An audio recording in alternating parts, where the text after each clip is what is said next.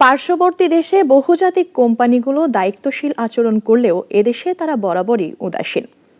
তাদের জবাবদিহিতায় আনতে নীতি নির্ধারণী মহলও দিচ্ছে ব্যর্থতার পরিচয়, যে কারণে দেশীয় পুঁজিবাজারও রয়েছে অনেক পিছিয়ে।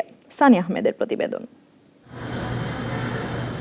দীর্ঘ ৩ মাস অপেক্ষার পর শেয়ার বাজারের সূচক ছুঁয়েছে ৫,০০০ পয়েন্ট। দৈনিক লেনদেন ও বাজার মূলধনেও ইতিবাচক প্রভাব। তবে সূচক বৃদ্ধির সুখবরের সঙ্গে তাল মিলিয়ে বাড়ছে না শেয়ার দর। মূল সমস্যা আসলে কোথায়?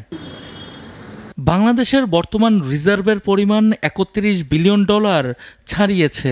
অন্যদিকে পাকিস্তানের রিজার্ভ $১৬ বিলিয়ন, অর্থাৎ পাকিস্তানের চেয়ে বাংলাদেশের রিজার্ভ প্রায় দ্বিগুণ।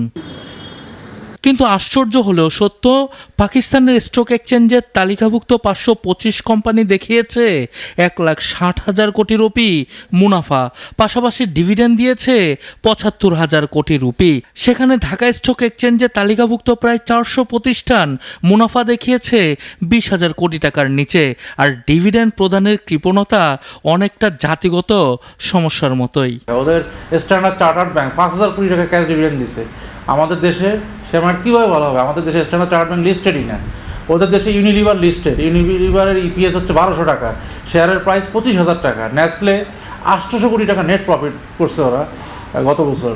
আর আমাদের এখানে নেসলের মতো কোম্পানি, অথচ আমাদের দেশে কিন্তু তারা ব্যবসা করতেছে, কিন্তু তারা কিন্তু শেয়ার মার্কেটে আসতেছে না। যদিও ভালো কোম্পানি আনার তোড়জোড় চলছে, কিন্তু বহুজাতিক ও হাজার কোটি টার্নওভারের কোম্পানিগুলো পুঁজিবাজারে আসতে নানা টালবাহানা আর কমপ্লায়েন্স, অতিরিক্ত গভর্নেন্স পরিপালনের অজুহাতে অনীহা দেখাচ্ছে।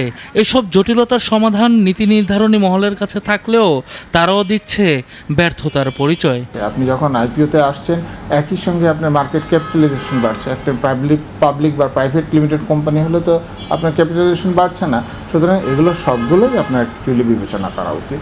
বিবেচনা করলে মাল্টিন্যাশনাল কোম্পানিগুলিকে অবশ্যই বাজারে আসা উচিত তাদের সুনামের জন্য। সূচক বৃদ্ধির তালে যদি শেয়ার দর না বাড়ে, তাহলে কারেকশনের সময় যে পরিমাণ দর কমবে তাতে লাভের চেয়ে লোকসানি হবে বেশি।